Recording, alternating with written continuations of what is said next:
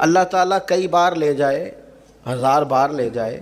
لیکن یاد رکھنا سواریاں ذوق شوق کی ہوں تو پھر یہ سفر مزیدار ہوتا ہے، ورنہ میں بڑے ادب سے عرض کروں گا، بڑے ادب سے، بڑے احترام سے حضور کی بارگاہ کے جتنے زائرین ہوتے ہیں، وہ بڑی خوبصورت بات کی تھی حاجی انیف صاحب نے کہ زائر کوے جنا آہستہ چل، دیکھ آیا ہے کہاں، جگہ کا پتہ ہے تو کہاں کھڑا ہے، دیکھ آیا ہے کہاں،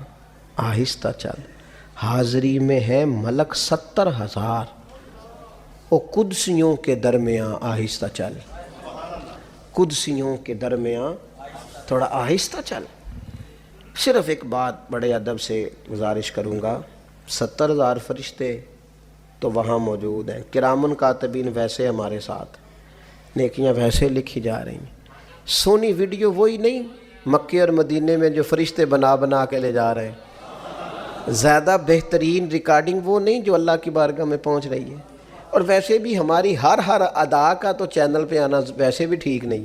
کہ ہر ادا ہی چینل پہ ہی آئے تو پھر ہی ہم پتہ چلے گا کہ اب اٹھ گئے اب بیٹھ گئے، مخصوص پیغام کے لیے تو یہ چیز ہوتی ہے، یہ ہر ادا کے لیے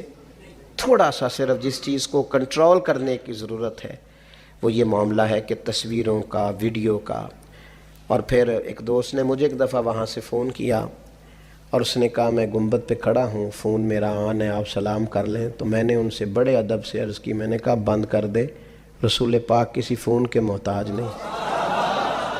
تو میں نے اسے کہا یار ہمارے امام کا تو عقیدہ یہ ہے، وہ قسم اٹھا کے کہتے ہیں واللہ وہ سن لیں گے اور فریاد کو پہنچیں گے ہم، بس اتنا تو ہو کہ کوئی فریاد کرے دل سے۔ تو اس لیے ان چیزوں کے حضور محتاج